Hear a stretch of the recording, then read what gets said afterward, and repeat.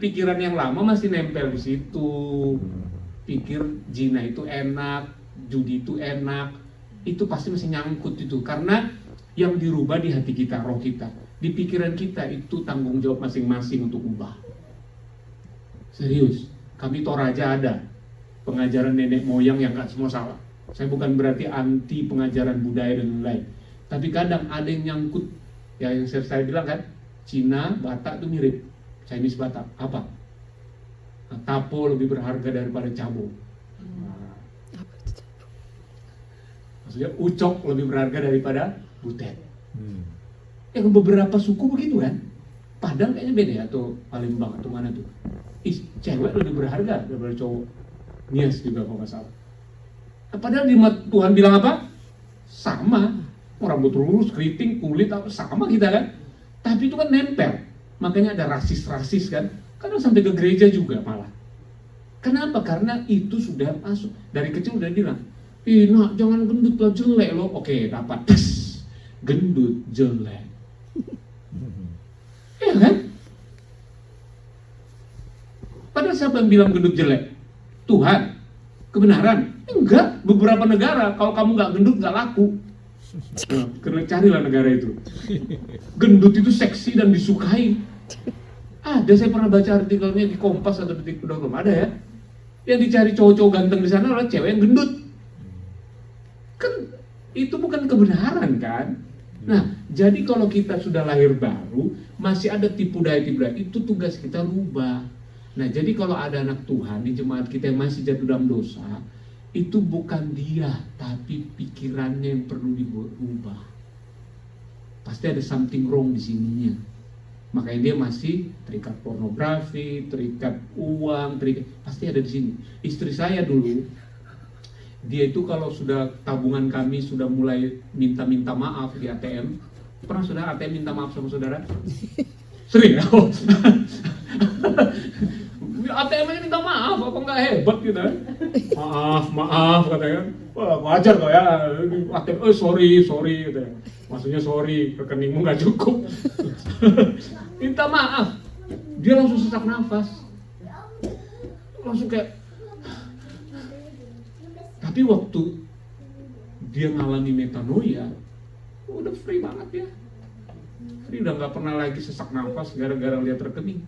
Karena dia langsung, saya sudah tahu, kalau dulu sesak napas, sekarang tanda-tanda serangan ekonomi muncul waktu dia mulai bilang, burung pipit dipelihara, bunga bakung di sini. Ini pasti lagi masalah keuangan, saya tahu. Tapi udah firman yang keluar kan, bagus kan, kemarin sesak nafas.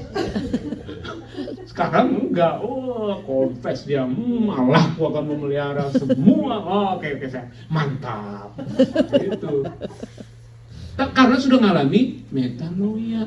Kalau saya dulu parah itu takut kecoa sama takut gelap. Saya kalau udah gelap, sesak napas. Itu mesti ada terang dikit tuh kalau tidur. Kalau gelap tuh langsung kayak ada yang ngejar ke apa gitu. Saya fobia sama ketinggian gelap. Tapi begitu saya tahu saya terang Kristus, hilang. Saya pernah tinggal pelayanan misi di suku laut, setahun saya tinggal sama orang suku laut.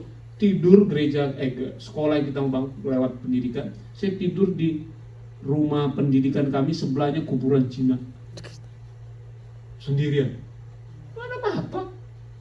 Warga selalu bilang, Pak, kemarin saya baru ketemu di pokok Niu itu Pak, ada Pak dia, tulang putih yang ini, kita ditangkap Pak, ditakut-takutin, diteror. Saya bilang, gimana bahasa ini Tuhan? Saya bilang, Pak, Bu, maaf orang Melayu semua.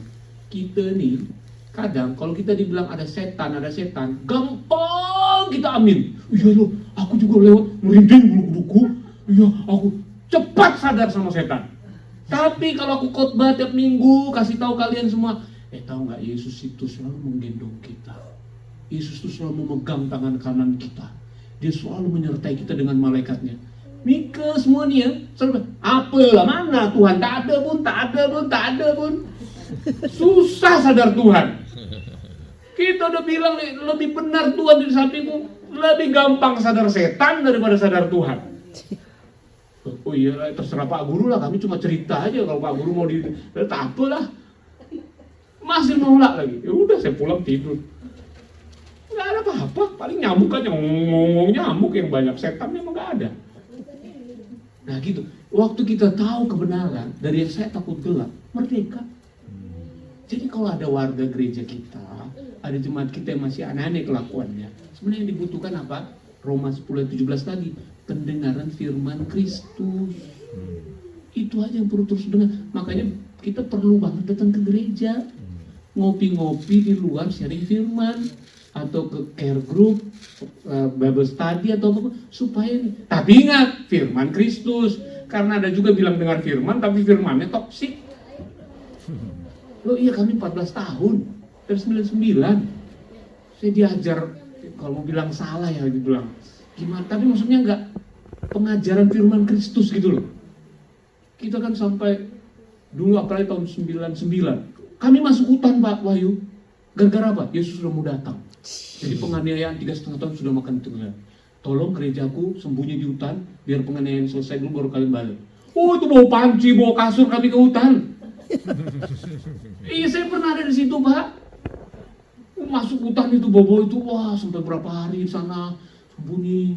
Sudah seminggu, 2 minggu gitu kan, kita makan apa adanya, hidup di hutan, pulang sampai di kota. Loh, kok gak ada apa-apa?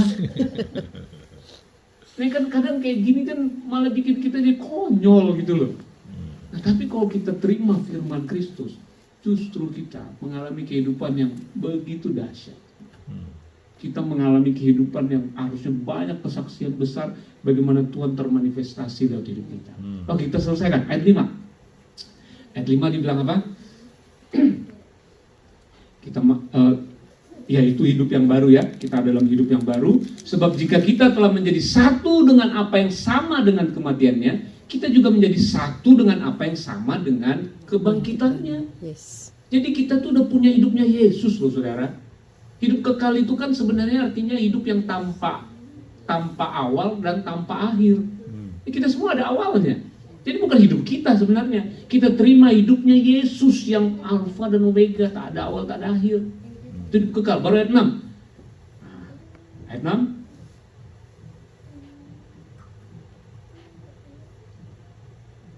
Ya. Karena kita tahu, nah itu kan nggak tahu, kita banyak nggak taunya sih. Oke, kita harus tahu apa? Karena kita tahu, harus tahu apa? Bahwa manusia lama kita sudah disalib. Udah selesai.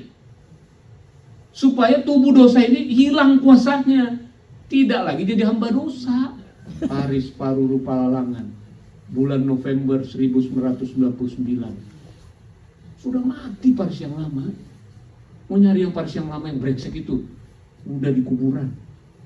Ini siapa? The new one. Amin. Iya, dengan Kristus dalamnya. Baru ayat 8. 8. Kapan saudara lahir baru sih ingat, makanya tahun berapa? Tanggalnya saya lupa sih, tapi saya ingat November 99. Situ saya lahir baru. Nah, baru ayat 8. Jadi jika kita telah mati dengan Kristus, nah percaya ini kan bicara mainnya kita kan. Kalau kita percaya bahwa kita hidup juga tahu dengan dia, bersama-sama dengan dia.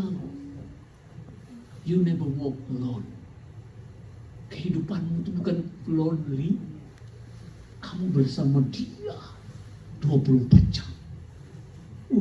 Baru ayat 9. Udah dekat, ini sampai ayat 12 saya. Ayat 9. Ayat 9. Karena, nah kan, udah berapa kali tadi? Tidak tahukah kamu? Karena kita tahu semua. Penting ya. Ternyata mengetahui kebenaran ini kan. Karena Yesus bilang, kalau kamu mengetahui kebenaran, maka kebenaran itu memerdekakan. Yes. Karena kita tahu bahwa apa? Kristus sesudah ia bangkit dari orang mati, tidak mati lagi. Kenapa? Maut gak pernah berkuasa lagi atas dia. Dan kabar baiknya, jangan pernah, kalau saya sama istri berharap, kami gak akan pernah, ini harapan kami gak akan pernah mati sebelum Yesus datang kedua kali. Kami gak pernah bilang iman kami, kami mati di musuh, gak mau. Sorry to say, apa? Mau bahasa Inggris salah. Terlalu GR kematian kalau kita bahas-bahas. kematian itu di bawah kaki kita. Tapi Pak, nanti kalau Bapak mati gimana? Ya terserah, itu memang waktunya aku pulang. Tapi soal kematian, gak level sama saya. Iman saya, Yesus datang 2 kali di awal saya lihat. Saya akan terangkat dalam kondisi tidak melalui kematian. Itu kalau ditanya pilihan saya, iman saya. Jelas, maut tak berkuasa atas kita. Karena sang penakluk kematian tinggal di dalam kita selama-lamanya. Jangan buat dia tersinggung gara-gara kita bahas kematian terus dalam hidup kita. Amin. Makanya saya bilang, kalaupun saya harus lewat kematian, saya juga ada setting, bakar saya aja jasadnya. Yang bikin susah, cengbeng, akhir tahun datang, ziarah, bikin repot. Di ziarah pun depan, inilah nenek Paris itu, nak, cucu-cucu saya kan, inilah kakek pendeta itu. Horor banget, saya di depan kuburan. Lebih kamu buka YouTube saya, ada diupload sama Ibu Ice, kamu di situ nonton itu kakek, nak. Kakek yang segar dilihat, masa depan kuburan. Pulang-pulang cucu saya, nenek udah mati nih. Ya, itu image-nya. Makanya tabur aja udah jasad saya di mana, udah nggak pusing-pusing. Nanti tertuduh lah, nggak dibersihin lah, bakar aja, kremasi aja. Kalau saya harus melewati kematian. Mau cari nenek di mana? Lihat fotonya lah yang ganteng. Dan kalau pas penghiburan, taruh foto saya kalau bisa yang lucu, gitu-gitu. Orang datang langsung ketawa di tempat saya. Penghiburan hari itu. Jangan buat sedih-sedih itu. Ya pasti sedih lah kalau kehilangan pendeta seganteng ini. Saya maklum. Tapi maksud saya itu, Paulus kan bilang, janganlah kamu berlarut-larut dalam kesedihan. Karena kamu tidak tahu kemana mereka yang meninggal. Ya pasti saya masa ketawa-ketawa kalau saya meninggal. Ya enggak lah. Tentu sebaliknya pasti sedih. Tapi habis itu kan tidak menguasai kita kesedihan itu. Karena ini. Ya kan? Tapi kalau disuruh pilih sebaiknya, no, Yesus datang kedua kali, saya masih hidup. Karena Yesus bilang kan yang masih hidup itu diubah dalam sekejap mata dengan tubuh kemuliaan. Jadi ada orang yang enggak mati. Siapa bilang semua harus mati? Kebenaran gak begitu. Kematian itu gak level sama kita. Kalau kami orang tua aja ngomong kayak gini, udah marah-marahin nih. Kamu kematian. Kata-kata. Kita ketakutan sama kematian. Gak tahu suku lain. Ya, setiap kali bilang mati itu, kalau orang Chinese ya, pulang dari rumah duka kan harus cuci tangan, harus ganti baju, gak boleh. Pokoknya sial aja kalau sudah berurusan sama kematian. Ya habis ngapain diurusin? Kita mah lebih dari itu. Kita gak urus dia. Ngomongin aja males. Amin. Nah, baru ayat 10. Udah terserah. Lalu dia bilang apa? Sebab kematiannya adalah apa? Terhadap dosa. Ini powerful. Coba perhatikan baik-baik. Berapa kali Yesus harus mati? Satu untuk ngurusin dosa itu? 1 kali. Aduh. Kita kenapa masih minta ampun, ngaku dosa? Itu kenapa? Karena kita nggak ngerti ini. Dosamu itu kamu belum minta ampun berarti diselesaikan Yesus loh. Kenapa minta ampun, ngaku dosa membuat kamu diampuni Tuhan? Enggak. Iya kalau orang berdosa ngaku dosa benar supaya dia diampunin. Nah tapi kalau kamu sudah lahir baru, ngaku dosa buat apa? Anak saya kalau ngaku kesalahan sama saya bukan supaya saya ampuni. Lah dia nggak pernah minta maaf aja, saya tetap pikirin kuliahnya, sekolahnya, makannya. Masa sebelum kau minta maaf sama papa deh, oke. Mati kekeringan kamu ya. Enggak. Jadi kalau kita pun mengaku dosa, minta maaf itu hanya untuk sadar bahwa iya aku ketipu nih Pak. Ngapain sih aku sebodoh ini? Supaya jadi Yohanes 1 ayat 9 itu konteksnya Allah setia yang adil mengampuni kita jika kita mengaku dosa kita. Itu Yohanes tulis kepada orang yang belum percaya Yesus supaya dia bertobat. Untuk kita ngaku dosa itu ya ngaku dosa sehat, ngaku salah sehat, tapi bukan supaya lebih berkenan, lebih disayang, supaya enggak. Yohanes 1 ayat 9 itu ditujukan supaya Orang yang belum bersekutu bersama Allah Bapa, bersatu dengan Tuhan, ikut aku dosa lah. Karena di Yohanes 1 itu konteksnya ada orang-orang gnostik yang bilang mereka itu apalah dosa itu? Dosa itu ciptaan orang Kristen. Itu konteks Yohanes 1. Makanya diinjilin sama Yohanes lewat surat 1 Yohanes. Jadi itu bukan ayat sudah ngaku dosa hari ini. Makanya mau makan aja, Bapa di surga, kami mengakui dosa kami sepanjang hari ini. Kiranya Engkau mengampuni kami. Kita ketakutan kalau nggak ngaku dosa itu nggak diampunin Tuhan. Kita udah diampunin Tuhan sekali untuk selamanya. Kamu mau ngaku berapa kali pun kalau nggak Yesus mati, nggak bisa diampunin. Amin. Dan dia harus mati berapa kali? Sekali. Cukup. Makanya kita dibenarkan sekali untuk selama-lamanya. Dan kehidupannya adalah kehidupan bagi Allah. Itu yang saya bilang, kalau bilang takdir, bahasa takdir ini adalah takdirmu. Udah terlanjur, kalau kamu percaya Yesus, hidupmu ini hanya bagi Allah. Kamu mau duduk, bengong, diam, kamu hidup bagi Allah. Bukan hanya kamu lagi MC, Sonia di sini baru hidup bagi Allah. No, kamu lagi berantem sama Koboba pun kamu hidup bagi Allah. Udah terlanjur kamu di dalam Allah masalahnya. Amin. Begitu kita salah respon aja, kita pasti langsung error. Kenapa gue jadi gini ya? Nggak cocok. Berarti gue harus ngampunin, gue harus senyum, gue harus sukacita senantiasa. Karena itulah nature saya. Kalau saya dipaksa berbuat dosa, alergi, gatel saya sama dosa, nggak cocok. Amin. Kan ya sekali udah nubuatkan, kamu akan mengingat dosa-dosamu yang lama. Dan apa yang terjadi? Kamu akan mual, muntah, jijik. Karena hati yang lama udah diganti dengan hati yang baru. Baru ayat 11. Nah, udah mau selesai kita. Ayat 11. Disimpulkan. Inilah kesimpulan hidup kita. Apa? Demikianlah hendaknya kamu memandangnya.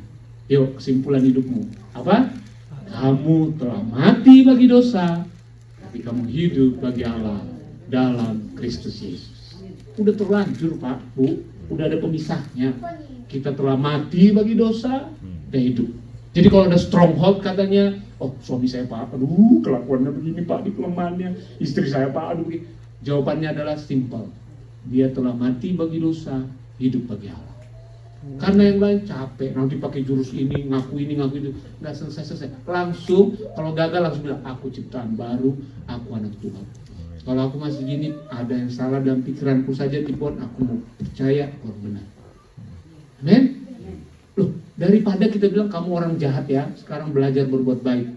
Stres nih orangnya. Lebih baik kamu orang benar. Kamu itu enggak begitu. Kamu bukan pemarah kok. Kamu orang benar. Sekarang belajar sabar ya. Enak dia, karena saya orang benar yang belajar sabar. Gampang. Kita coba, kamu kalau gini terus, pemarah gini ya, meledak, nggak tahu kamu sebenarnya setan atau bukan kamu ini ya. Gimana dia mau berubah Pak, Bu? Iya. Mungkin sudah dibilang setan, dibilang kamu nih jangan serigala kamu nih. Dia stres kan, jadi serigala yang berusaha jadi domba. Kan capek. Capek loh Bapak Ibu. Saya pernah baca kesaksian Daniel Mananta. Waktu dia jadi Ahok, dia harus siap, selesai syuting pun masih gaya-gaya Ahok. Ya jadi kalau kita ini, supaya waktu syuting sama kayak Ahok terus. Karena kalau dia nggak jadi Ahok setiap hari waktu syuting, jadi Daniel Mananta lagi, stres. Jadi dia terpaksa sama istrinya, sama orang-orang selalu gaya Ahok, cara-cara Ahok semua. Nggak jadi dirinya apa adanya. Nah kekristenan jadi kekristenan agama paling munafik kalau saudara berusaha pura-pura baik. Karena apa? Ya Sonia yang sekarang belum dicintai Tuhan. Sonia yang 5 tahun lagi kalau sudah begini baru disayang Tuhan. Cinta Tuhan nggak begitu deh. Cinta Tuhan itu menerima kamu apa adanya. Amin. Bukan nanti 5 tahun lagi Sonia. Bukan. Today cintanya sempurna buat kamu. Ini kan kita enggak. Kita cuma dibandingkan diri kita sama yang lain. Persembahan kita udah lebih besar belum? Kita lebih rajin nggak di gereja? Kita lebih, waduh, kalau sudah lebih rajin baru kita, saya manusia paling rohani di gereja PLM ini. Ini, kayak gitu. Ya, nah terakhir, kita udah selesai. Ayat 12. Sebab itu, hendaklah dosa jangan berkuasa lagi dalam tubuhmu yang fana, supaya kamu jangan lagi menuruti keinginannya. Sederhana ternyata kan, itu benar ya. Nah ini yang menarik. Coba Pak, saya mau tanya. Keinginannya di sini, keinginannya itu siapa? Bantu saya coba. Baca pelan-pelan ayat ini, baru kita temukan sama. Karena kadang di twist iblis di sini sebenarnya. Coba baca baik-baik ayat ini. Coba lihat. Dari mana munculnya si empunya keinginan ini, sang pemilik ini, sumbernya siapa sih sebenarnya? Coba baca baik-baik. Nah, coba. Oke, saya kasih ilustrasi. Boleh bantu sedikit? Sonia, boleh maju ke depan sebentar. Nah, Sonia nih misalnya kan, di sini Sonia. Saya Paulus. Sonia ini jemaat Roma. Oke, saya kasih contoh. Saya tulis, sebab itu Sonia, hendaklah dosa jangan berkuasa lagi di dalam tubuh Fana. Sonia berarti kan? Oke, di dalam tubuh Sonia yang fana. Ini saya lagi nasihatin jemaat Roma, Sonia. Supaya Sonia jangan lagi menuruti keinginannya ke sini atau nya ke sana. Nya. Enggak dong, harusnya jangan lagi menuruti keinginanmu. Kok pakainya Bu? Berarti bukan. Loh iya dong. Ya kan berarti kan harusnya kan gini. Sonia, supaya kamu, kan saya ngomong ke dia, supaya kamu jangan lagi menuruti keinginan nggak bisa kesininya, nggak cocok. Oh ya. Keinginan dosa. Dosa. Jadi dosa itu yang disebut temptation. Itulah yang di Kejadian 4 ayat 7. Kain, dosa udah ngintip tuh depan pintu, nawarin keinginannya untuk bunuh adikmu. Kamu harus kuasai, jangan turuti. Kita kan diajar salah. Setiap kali kita pikir kotor, pikir apa? Lihat, kamu kurang ajar kamu. Keinginanmu itu, kamu loh. No, itu dari luar panah kita proses di pikiran masih dalam dosa, hanya ditipu oleh dosa yang nyerang kita. Ini bukan dosa.